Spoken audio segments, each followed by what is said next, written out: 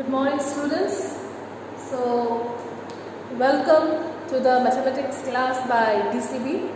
So, today we shall learn the basics of statistics. As you can see, let us try to learn what does statistics mean.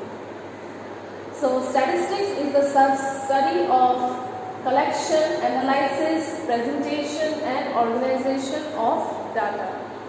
So I think most of you are familiar with this term statistics. So in statistics what we do, we try to collect it, we try to make a presentation and analysis of data. Now what does this data means? Now for example, if you see like how many subjects you are having? You are having 6 subjects, and when you give exam for the 6 subjects, you score individually marks. And when you make a mark sheet, you write each and every individual subject with its individual marks. And after that, what you do? You try to add all your subjects and you divide it by the number of its subjects. So you are representing this in a form of a systematic data, and that representation is known as what? Statistics. Okay. Now see here, how do you present the data in different types? So here you can see we can present the data in table form. We can represent it in a bar graph, in a histogram. One more type is frequency polygon, and the last type is pie chart. So in this class we shall learn the different types of presentation of data, that is in the table format, in bar graph, in histogram, frequency polygon and in pie chart form. Okay. So here the first format is table format, right? So how do you represent the data in table format? So you can see here on the left hand side, here you can see the weight in kg and here the number of students. So how you are showing that from minimum range, that is 13.5 till 35.5, how many students are there? There are 9. So in this way, on the left hand side you can see all the weights are given, and on the right hand side particular range of weight are having how many students, right? So total how many students are there? 36, and 36 are being individually separated with its average of its weight. Okay, so this is the format of what? Table format. Second, you can see here it's a bar graph. That means you are using the bars in the form of your graph. So on the horizontal you can see I am writing the name of its month, that is January, February, March and April, and on the y-axis I am writing the unit in lakhs. That means, for example, in the month of January a company is having the profit of how much? 4 lakhs.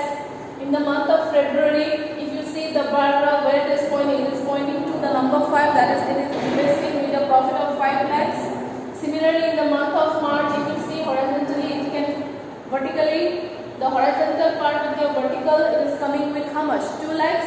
And in the month of April, if you see how much profit it is making, 1 lakh. So these are the format of representation of data in different format. That is, first one is your table format, second is your in the format of your bar graph.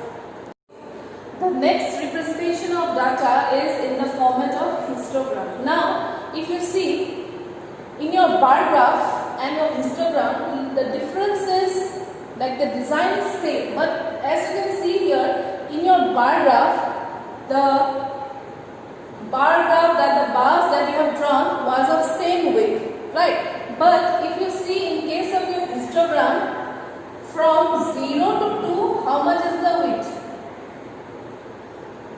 2 units, isn't it? Yes? And here it is coming as a what? 1 unit. Here it is coming difference 1. Here it is coming difference 1. Here it is coming difference of 1. And if you see from 60 to 80, again it is showing you how many units? That is 2. So whenever there is a difference in the unit in the bars, you can name this as your histogram. Okay, student? So what is the basic difference between a histogram diagram and your bar graph is, in your normal bar graph your width is always the same, but in case of your histogram the widths of your bars are different. Like here it is 2, again it is 1, 1, 1, 1, again it is going back to your what? 2. So this is known as what? A histogram diagram. Okay. And the next is your frequency polygon. polygon, here what you see here, I have shown you one symbol here. You can see here there is a zigzag line here. What does this mean? That means from 0 to 135 there is no value. Between the interval from 0 to 135 there is no value.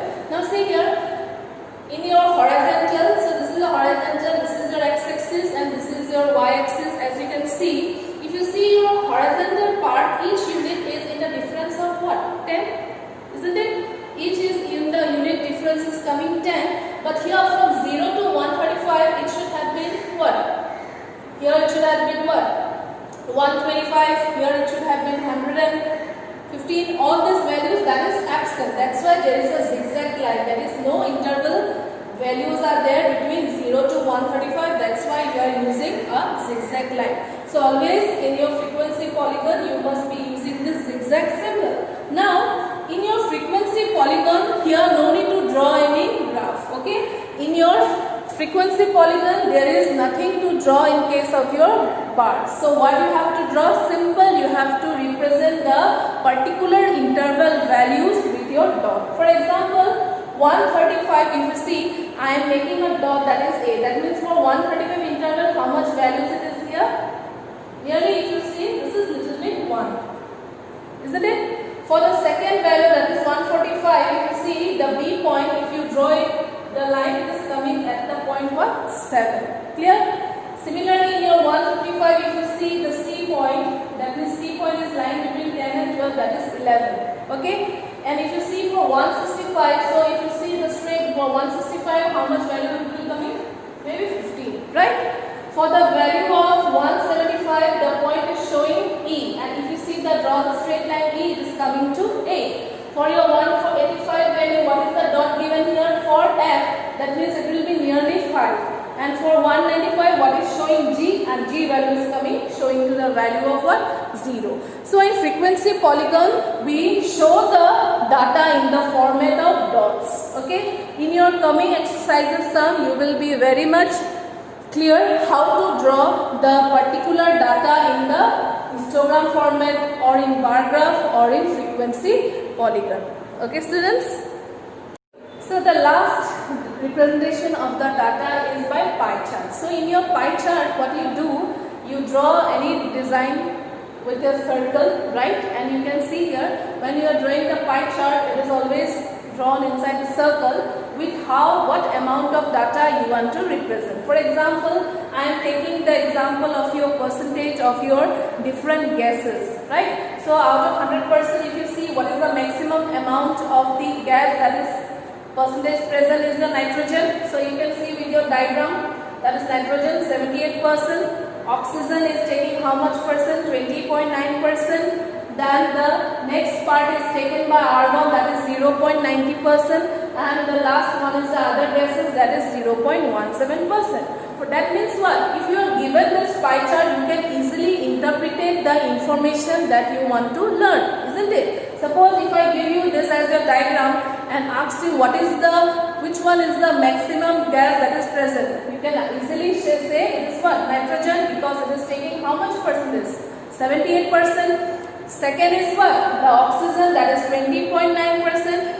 Third will be coming as your argon, that is 0.9%. And your last one will be what? The other gases, that is shown by the percentage of 0.17%. That means you can say nitrogen is taking the first place and the last place is taken by other gases. So using this different types of data, you can interpret the information that is shown in your each and every design of data. So first one is table, second one is your bar graph, third one is your histogram, fourth one is your frequency polygon, and the last one is your pie chart. So in this way, in this 5 different types, we can show the representation of data and we can get the information what it wants to give to us. Okay. So let me take a small example. So you look at this graph. So as you can see, what is the first column here? The first column is the number of plants survived. The second column is your telemarks. The third column is the number of schools, that is in terms of your frequency. So as you can see, from the interval 20 to 29, how many schools are there? That is 3, and these 3 are shown in terms of tally. As you can see here, students. So as you can see here, in terms of your tree value, what is the tally mark shown here? That is 3 lines, right? That is your tree value, right? Second interval you see 14. So in case of 14, what is given here? That is in tally, what you do here. So 40, what you doing? 1, 2, 3, 4, first set, and the 5th one is the cutting line. Okay, this is the 5th. Again, it is coming with 6, 7, 8, and 9. And as you can see here, what is coming here? The 10th line has been cut. Okay, that is how many total tallies we have done? 10. So remaining of 4, and the 4s are shown as your sticks. So in tally, what you do? 4 sticks you have to combine, and the 5th one you have to cut. Okay. So third is see 40 to 49, it is 12. So you can see here the cutting line. Similarly, all these values total is coming 100. So in this way we represent the frequency in terms of tally in this format. Okay.